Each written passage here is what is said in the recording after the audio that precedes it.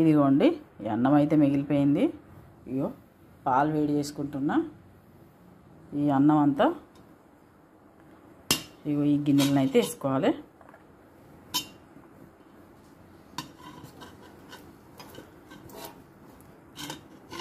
అన్నం వేడిగానే ఉన్నది కాబట్టి కొంచెం పాలు కొంచెం గోరువెచ్చగా చేసుకుంటే సరిపోతుంది. కొంచెం ఇట్లా కొంచెం బిసుకోవాలి.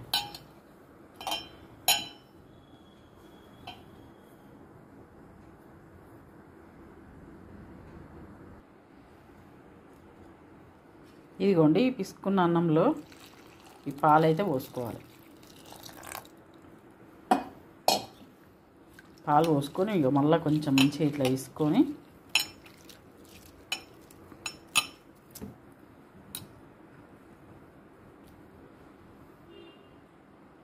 ఇక చెంచాడు పెరుగును ఇలా వేసుకోవాలి. వేసుకొని మళ్ళీ మంచిగా కలుపుకోవాలి. కొంచెం గోరెచ్చగా ఉండాలి, బాగా గాలద్దు. ఇవి కొంచెం గోరెచ్చగా ఉండాలి.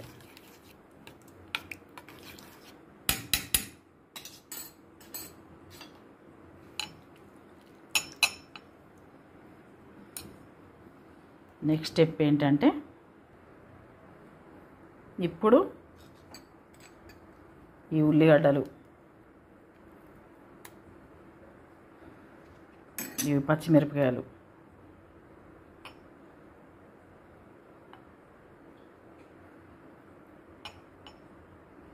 ఇట్లా మంచిగా వేసుకొని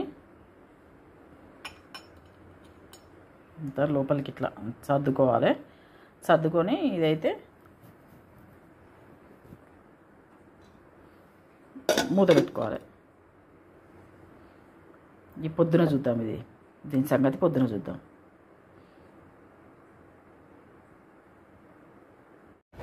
ఇది రాత్రి మనం మజ్జిగ ఇట్లా పాలు పోసి అన్నంలో తోడేసుకున్నాం కదా. ఇది ఉల్లిగడ్డ అయితే పక్కకు పెట్టుకోవాలి. ఇప్పుడు మిరపకాయలు కూడా అన్నీ వేసుకున్నాం కదా రాత్రి మనం.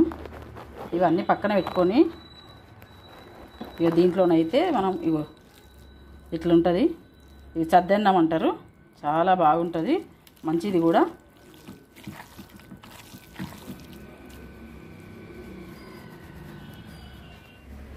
కొన్ని నీళ్ళు కూడా పోసుకోవాలి.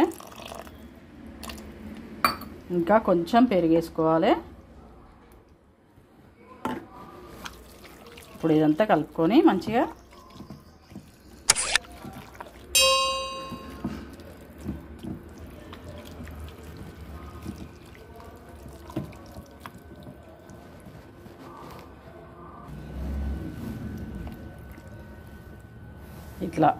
ఇలాంటి లోతు గిన్నెలో వేసుకొని తినాలి.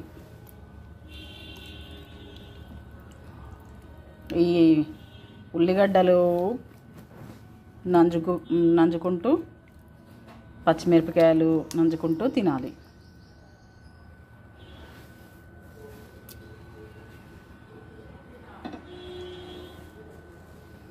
ఇదిగోండి చాలా చలువ, మంచిది కూడా, చాలా మంచిది. ఎండాకాలం అయితే ఇట్లా చేసుకొని తినండి ఒకసారి. మీరే అంటారు వేడి అంతా వెళ్ళింది అని. చాలా మంచిది.